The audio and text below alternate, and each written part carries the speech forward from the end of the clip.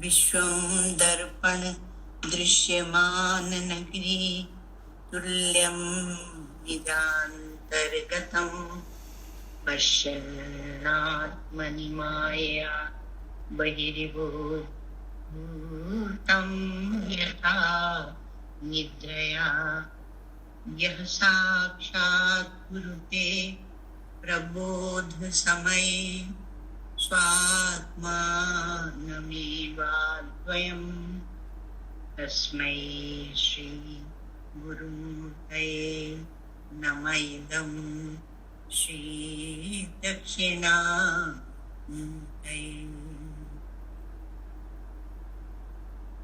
सा दृष्टि सूक्ष्मलक्ष्या स्थिरचर विषया वासना स्पर्श शून्या सा दृष्टिर्दृश्यमुक्तं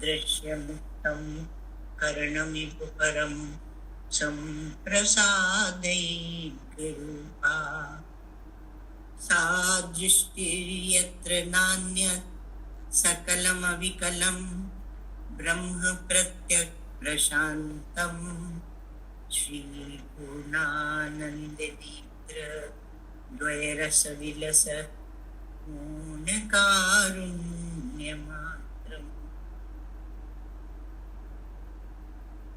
अखण्डानन्द सम्बोध मूर्तये ब्रह्ममूर्तये सुधास्मित समाश्लिष्ट नेत्रान्त स्फूर्तये नमः।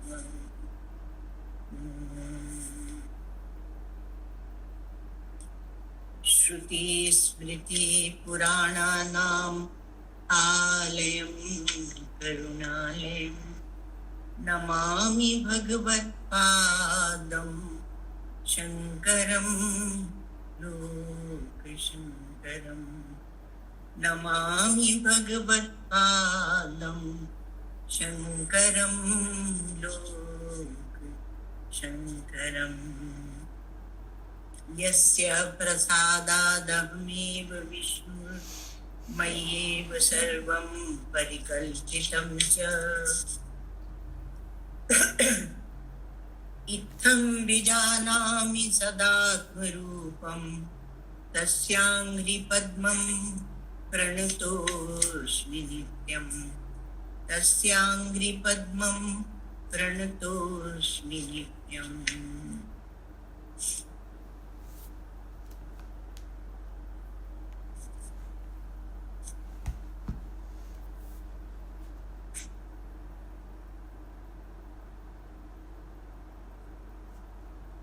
तो स्थूल शरीर का मैं दृष्टा हूँ, स्थूल देह का, और सूक्ष्म देह का भी मैं दृष्टा हूँ।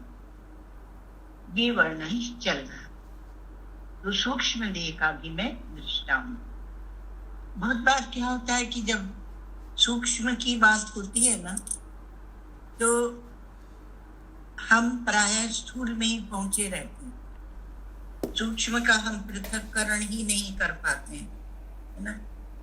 और इसलिए जो स्थूल सृष्टि है, जो तमोगुणी है, उसकी बात हम ले आते हैं। अब यहाँ तो सूक्ष्म देह की बात हो रही है, तो उसमें तमोगुणी सृष्टि कैसे आएगी? क्योंकि तमोगुणी जब होती है तो फिर वो स्थूल हो जाती है ना। तो कल पूरा कर रहे थे तब किसी ने पूछा, तब तक हमने काट दिया था स्थूल देह, तमोगुण क्यों नहीं लाए? वैसे भी गुणों की जो मान्यता है वह वेदांतों में नहीं है, और वेदांतों में हमारे जो सृष्टि भी होती है तो वह माया से होती है। और प्रकृति और प्रकृति के 3 गुण, ये है विचार सांख्यों का। तो उसको हम लोगों ने समझने के लिए एक सरलता के लिए, प्रक्रिया के लिए स्वीकार किया है, पर वेदांतों का है नहीं है। इसलिए क्योंकि हमें तो वहां तक जाना है ना कि जहाँ कुछ रहता नहीं, अर्थात एक अद्वैत तत्व में जाना है। तो लक्ष्य जिसका जैसा होता है उसी के अनुसार उसकी प्रक्रिया होती है। तो यह सृष्टि की प्रक्रिया चल रही है, उसमें सूक्ष्म देह बनेगा। तो सूक्ष्म देह जो बनेगा तो उसमें आकाश के सत्वगुण अंश से शब्द बना ना, और उसी प्रकार से श्रोत्रेंद्रिय बनी। तो शब्द बना और श्रोत्रेंद्रिय बनी, तो विषय और उसकी जो ग्रहण करने वाली इंद्रिय है। तो इस प्रकार से बनता है। वायु के सत्वगुण अंश से त्वचा बनी है, और उसके त्वचा के साथ ही जो उसका रजोगुण जो अंश होता है वायु का जो वायु का रजोगुण अंश होता है, तो उससे क्या बनता है,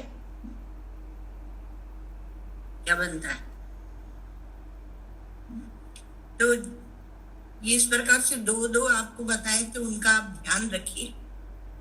सत्वगुण अंश से आकाश गुण शब्द, और इसमें आकाश के सत्वगुण अंश से, और उसको जो शब्द है उसको मैं सुनता हूँ और मैं जानता हूँ, कान बना है तो इसलिए, और उसके अभाव को भी मैं जानता हूँ, तो इसलिए मैं श्रोत्र इंद्रिय भी नहीं हूँ। और आकाश का अंश होने से इससे क्या फायदा हुआ, लाभ आपको, कि भाई इसको फिर कहाँ डालें, कहाँ ये जो माया का विस्तार है, सत्व रजतम और ये पंच महाभूत, तो इनको कहाँ डालें। तो कहा कि शब्द को आप आकाश में डाल दो, क्योंकि आकाश का अंश है, तो उसको उसी के साथ में डाल दो और आप उसके दृष्टा बने रहो। जब आप ध्यान करने बैठते हैं तो अगर कोई शब्द होता है तो आकाश में हुआ है, आकाश का धर्म है, आप उसको वहां डाल दीजिए। और त्वचा क्या है, तो त्वचा ये वायु का सत्वगुण अंश है। आपको ठंडी लगती है, गर्मी लगती है, तो वायु के स्पर्श से, तो वायु के स्पर्श से, तो वो वायु के साथ में है, तो उसको वो जानता है, पर मैं उसको जानता हूँ। तो स्पर्श को जब हम नहीं जानते होते हैं तब उसके अभाव को भी हम जानते हैं, जहाँ अभाव है उसको भी हम जानते हैं। तो ये त्वचा जो इंद्रिय है, ये चर्म, यह भी मैं नहीं हूँ, और ये इंद्रिय भी नहीं हूँ, और वायु का अंश होने से ये वायु का है, ये मेरा नहीं है। तो इसलिए इसको उसको उसी के साथ में जाने देना चाहिए। उसी प्रकार से हम लोगों ने देखा था कि चक्षु जो है वो सत्वगुण का अंश है ना, तो चक्षु सत्वगुण का अंश है, और तेज का गुण रूप है। तो हम उसको जानते हैं, और जब हम नहीं देखते होते हैं तब उसके अभाव को भी हम जानते हैं, उसको भी हम जानते हैं, सुषुप्ति में हम को जानते हैं, तो इसलिए हम दृष्टा है, तो उसको भी जानते हैं। जिह्वा है, तो जिह्वा है, तो जिह्वा में क्या है, जल का अंश होता है, और तब हमें स्वाद पता चलता है। तो जब वो स्वाद चखते हैं उसको हम जानते हैं, और हम 6 प्रकार के रसों को ग्रहण करते हैं, तो नहीं ग्रहण करने का को भी हम जानते हैं।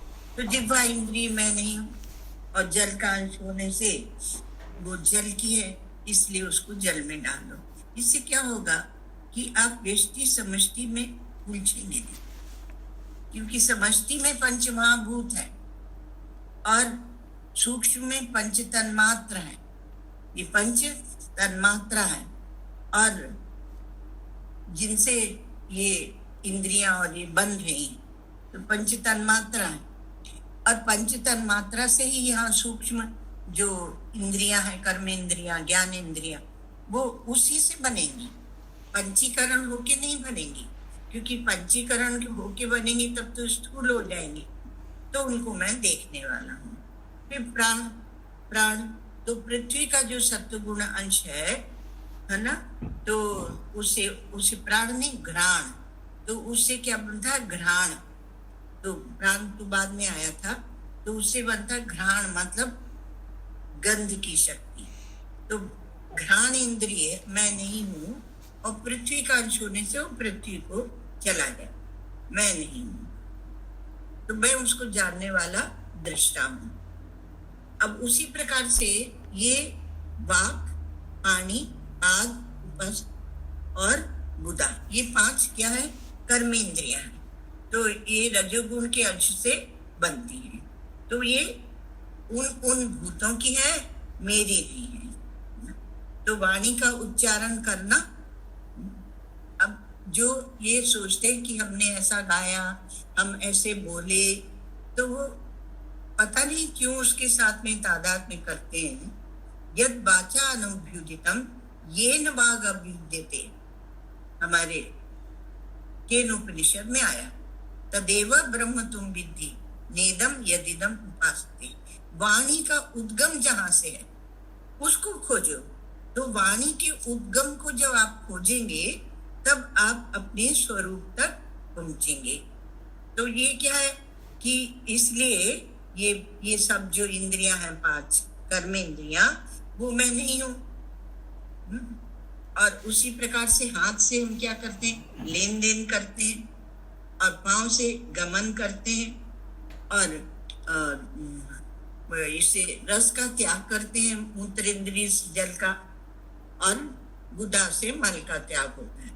तो इससे क्या होता है कि हम वो नहीं है, उस क्रिया को भी हम जानते हैं और उसका हम अनुभव करते हैं। इसी प्रकार से सुषुप्ति है ना, ये बहुत एक अद्भुत माया है सुषुप्ति, क्योंकि उसको हम जानते हैं। अर्थात ये जो जितना फैला रखा है उसके अभाव को भी हम जानते हैं। तो वह एक अवस्था है जिसमें हमारे इन सब का अभाव हो जाता है, उसको हम जानते हैं। तो हम 5 कर्मेंद्रिय भी नहीं, तो उन भूतों का अंश होने से वो भूत ही है, मैं नहीं हूं, और उनको जानने वाला मैं दृष्टा हूं, घट दृष्टा के समान। उसी प्रकार से 5 प्राण की भी बात आई, उसमें व्यान, समान, उदान, अपान और प्राण, ये 5 प्राण आए, तो उनकी क्रिया को भी मैं जानता हूँ। अब इसको खोल खोल के बताया जाता है, ये क्रिया प्राण करता है, ये अपान करता है, उदान करता है, समान करता है, ये व्यान करता है, ये बताया जाता है। और वैसे तो और भी ज्यादा है, प्राण बहुत ज्यादा है, करके अर्जुन, वो भी एक प्राण का नाम है। तो उसको मैं जानता हूँ, और क्रिया नहीं करते तब भी जानता हूँ, तो इसलिए वो मैं नहीं हूँ, उसके अभाव को भी जानता हूँ। तो प्राण में नहीं हूँ, पंच महाभूत के रजोगुण अंश से बनता है, और तत्वों को होने से वो भूत ही है, भूतों का है, और मेरा नहीं। तो मैं उनको जानने वाला दृष्टा हूँ, जैसे मैं घड़े को जानता हूँ वैसे। अब ये 5 प्राण की जो क्रियाएं हैं, ये हम लोग ने कल ली थी कि नहीं, यहाँ तक नहीं की थी। तो उसमें व्यान वायु जो है वो शरीर के सर्व स्थान में रहती है, व्यापक सर्व स्थान में रहती है, और देह के सब जो जोड़ है उनको झुकाना, मोड़ना, वो क्रिया इसके द्वारा होती है।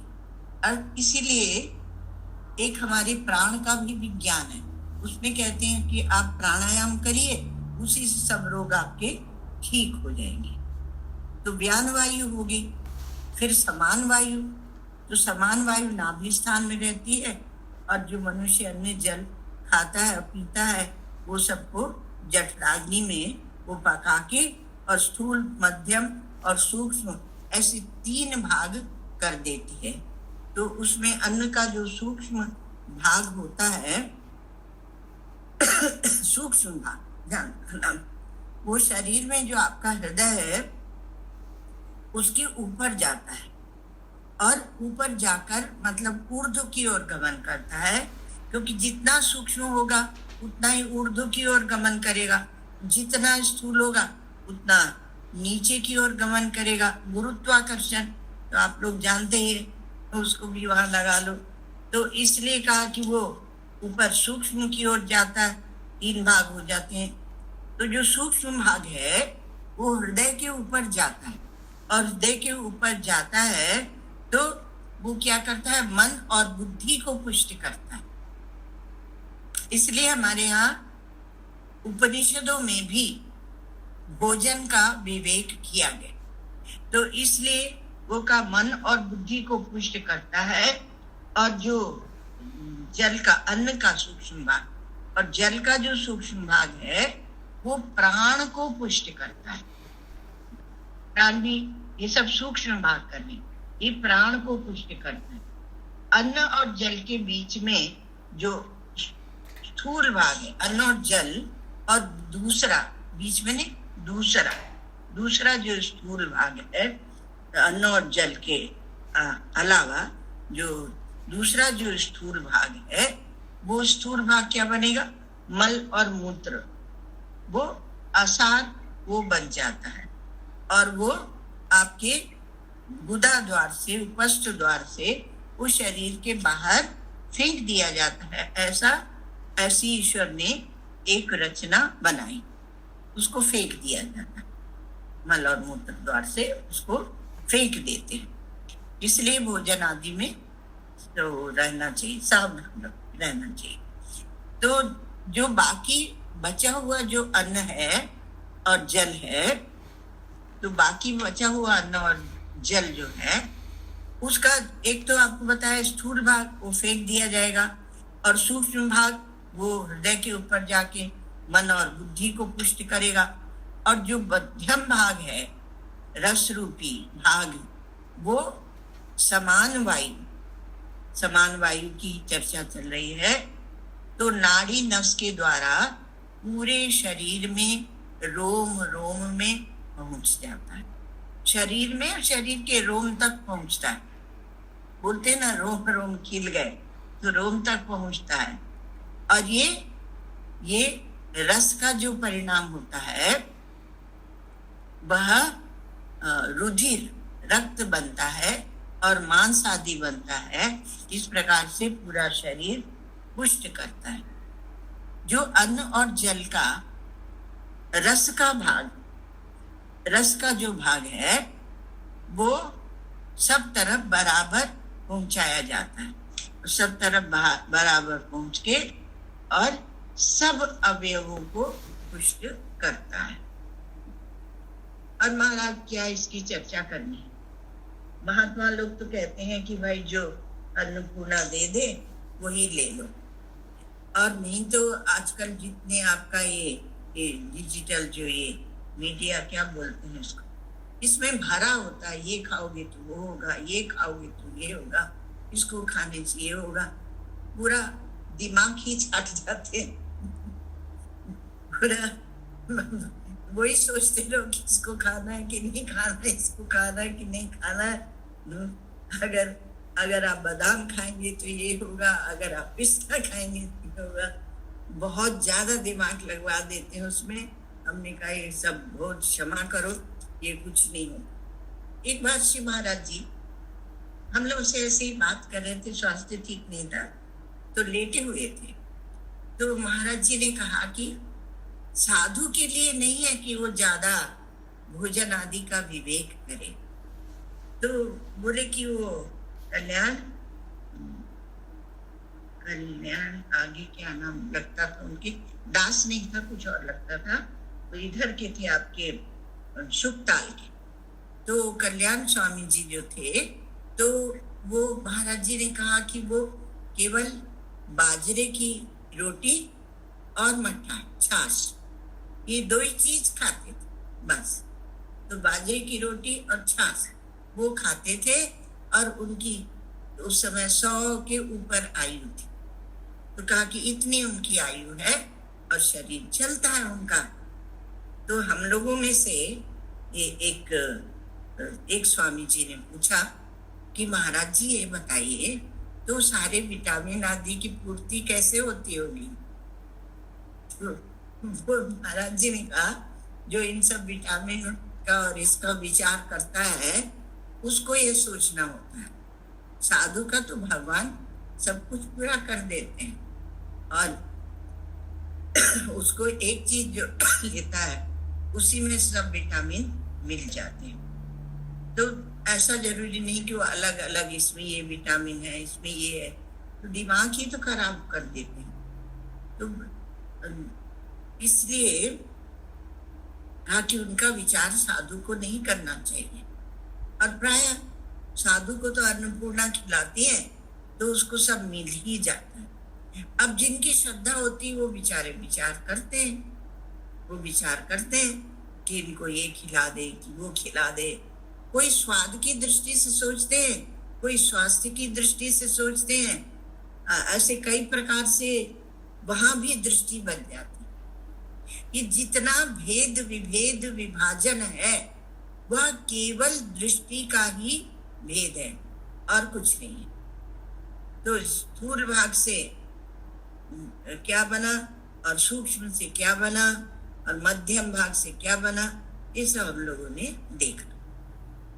तो जैसे एक बगीचा है, बगीचे में जब माली होता है तो वो कुएं में से पानी निकाल के और सबको जो ले जाने के मार्ग होते हैं, मान लो कि वो बनाया हुआ है अपनी क्यारी वगैरह, तो उसके द्वारा वो सब पूरे सब ठिकानों में पहुंचा दिया जाता है। बगीचे माली पहुंचा देता है तरीक युक्ति से, तो सब वृक्षों को रस मिल जाता है और सब वृक्ष उससे प्रफुल्लित हो जाते हैं।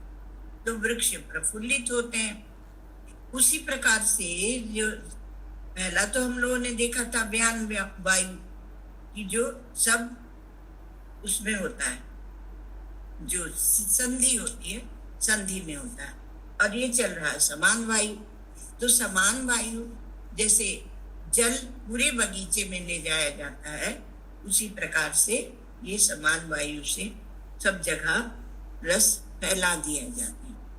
और अन्न और जल का जो रस है वो जैसे पानी जाता है सब जगह, वैसे नाड़ियों के द्वारा पहुंचा देते हैं, पूरे शरीर को वह पुष्ट करता है। मुखिया ऐसे चाहिए खान पान को एक, पाले पोसे सकल अंग तुलसी सहित विवेक, तो पुष्ट करता है। अब आया तीसरा समान वायु, नहीं तीसरा समान वायु तो हो गया ना, उदान वायु। तीसरा आया उदान वायु। तो ये उदान वायु जो है ये कंठ स्थान में रहती है, और मनुष्य जो अन्न जल खाता है, पानी पीता है, उसको पृथक पृथक विभाग ये उदान वायु करती है। और कंठ में एक हिता नाड़ी होती है, वो नाड़ी बहुत सूक्ष्म होती है, तो उसमें वो स्वप्न आदि दिखाती है वो उदान वायु। तो देह की सब उसको दिखाती है, स्वप्न आदि को, और देह को दिखाती है। फिर है प्राण वायु। तो प्राण वायु ये हृदय स्थान में रहती है। प्राय आप इसको फेफड़े में समझते हैं मानो, तो हृदय स्थान में रहती है। और रात और दिन मिल करके 21,600 श्वास और उच्छ्वास, माने अंदर लेना और बाहर छोड़ना, जिसको क्या बोलते हैं श्वासोच्छ्वास। तो श्वासोच्छ्वास रूपी कर्म करती है ये प्राणवायु। और ये प्राणवायु को ही देखते हैं, प्राण है कि नहीं है। देखो नाक के पास हाथ लगा के देखते हैं, कोई बेहोश हो गया तो देखते हैं कि भाई इसकी सांस चल रही है कि नहीं। फिर उसके बाद है अपान वायु। तो कितने हुए आपके समान, उसके पहले क्या था व्यान। तो व्यान, समान, उदान, प्राण, और चौथी और पांचवी है अपान वायु। तो ये अपान वायु आपके नीचे के अंग में ही गुदा स्थान में रहती है और ये मल के विसर्जन में, मल का त्याग करने में ये कारण बनती के कारण है। अच्छा, अब उसके बाद क्या आता है, इसी में आता है मन। सूक्ष्म शरीर में मन आता है। तो मन किससे बनता है? तो कहा कि मिलित जो पंचभूत है, पंचभूत का जो मिलित और सत्व गुण का अंश है, सत्व गुण है, उसे मन बनता है। और मन क्या करता है? संकल्प विकल्प करता है। संकल्प विकल्प रूप क्रिया मन करता है। और मन जब संकल्प विकल्प करता है तो आप उसको जानते हैं, आप उसे देखते हैं। तो संकल्प विकल्प आदमी का अंतःकरण वृत्ति, ये उसको बोलते हैं मन। तो मन तो करण है ना, और सत्व गुण है, उसमें पंचभूतों का सत्व गुण है। पर जब वो उस प्रकार से कर्म करता है तब उसको बोलते हैं मन। आपके अंतःकरण के ही इस प्रकार से विभाग हो जाते हैं। जैसे कि मान लो कि एक मनुष्य है, तो वो जब ऑफिस में होता है तो ऑफिसर, घर में होता है बच्चों का बाप होता है और पत्नी का पति होता है। तो उसी प्रकार से एक ही अंतःकरण वो जब संकल्प विकल्प करता है तब उसे मन कहते हैं।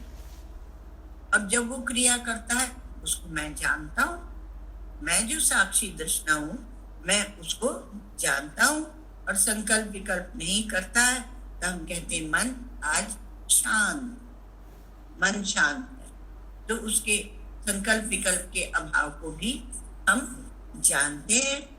तो इसलिए क्योंकि ये मन जो है ये सत्व गुण के अंश से, सबके जो मिलित पंचभूतों के मिलित होने से और सम्मिलित जो सत्व गुण है उससे बना हुआ है। तो मैं ये नहीं हूं, और मन को जानने वाला दृष्टा मैं। जैसे घड़ी दृष्टा आपको एक बात बताते हैं कि ये मन जो है, यही मन कह लो, ये जब निश्चय करता है कि हमें ये करना ही है तब उसी को कर देते हैं बुद्धि। तो मन और बुद्धि तो संकल्प विकल्प क्रिया करता है, उसको मैं जानता, और संकल्प विकल्प क्रिया नहीं करता तो अभाव को भी मैं जानता।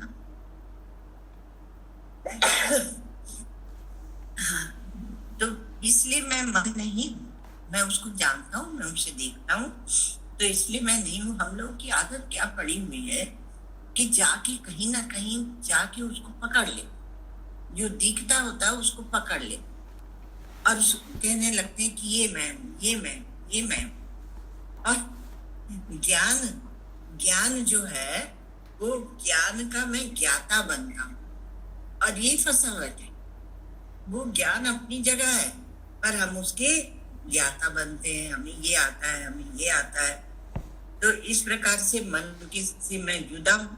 और बुद्धि क्या है? तो बुद्धि भी पंचभूतों का जो मिलित संगठित मिलित जो सत्व गुण है वो बुद्धि है, सत्व गुणी है। तो सत्व गुण से बुद्धि बनती है और वो निश्चय करती है। मन संकल्प विकल्प करता है, और जब निश्चय करता, वही मन जब निश्चय करता है तो बुद्धि बन जाता है, और उसको मैं जानता हूँ। निश्चय नहीं करे उसको भी जानता हूँ, और उसको छोड़ दे, अभाव हो जाए, उसको भी मैं जानता हूँ। तो इसलिए मैं बुद्धि नहीं हूँ, और सत्व गुण का अंश वो भी मैं नहीं हूँ, और वो मेरा नहीं है। तो बुद्धि को जानने वाला जो दृष्टा है, घट दृष्टा की तरह, वह मैं हूँ। तो इस प्रकार से 17 तत्व जो है वो मैं नहीं हूँ और वो मेरे नहीं है। अब इस प्रकार से समझने से क्या होता है, इसकी चर्चा हम लोग करेंगे। ना, क्योंकि ये इतने पृथक पृथक जो देह बता दिए, फिर ये सब बता दिए इसको, धीरे धीरे हम लोग चल रहे थोड़ा थोड़ा। पर ऐसा है कि इसका जब आपको वो आएगा, इसका फल आएगा, फलश्रुति जब आएगी तब आपको उसका लाभ पता चलेगा। सर्वे भवन्तु सुखिनः, सर्वे सन्तु निरामयाः, सर्वे भद्राणि पश्यन्तु, मा कश्चित् दुःखभाग् भवेत्। असतो मा सद्गमय, तमसो मा ज्योतिर्गमय, मृत्योर्मामृतं गमय। पूर्णमदः पूर्णमिदं पूर्णात् पूर्णमुदच्यते, पूर्णस्य पूर्णमादाय पूर्णमेवावशिष्यते। ॐ शान्ति शान्ति शान्ति।